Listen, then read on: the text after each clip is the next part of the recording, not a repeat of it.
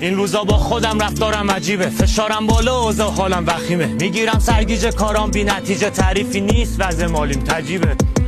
بی حوصله کلافم تو خودم گم پرت حواسم، اعصابم تخمی چیزی درست نیست، مسیرها بنبسته واسم، مخم شلوغ داد و بیداد، منو این فکرها داره میگاد، میکوبم مشباز به دیوار، بیقرارم دل مستی میخواد، میان بغضا تو صدام بی سلام، تا حالا باریدی با موزیک بی کلام، باره تو سرم سوال بی جواب، یه گوشه بستنم انگاری با تنام، حالم نسخه برای یه جای خوب، سر صبح یه کافی یه حال نور، یه جا که سبز تو دل کوه، بلکه از دلم باز بشه این گره کور، یه جا که برسه مود خوشی، خارج از دسترس بشه گوشی، یه حالت کما و فراموشی، برام تراپی تر حذر آغوشی،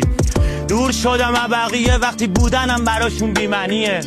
تنهاییم دیدنیه، جوونیم به پیریم چه شبیه،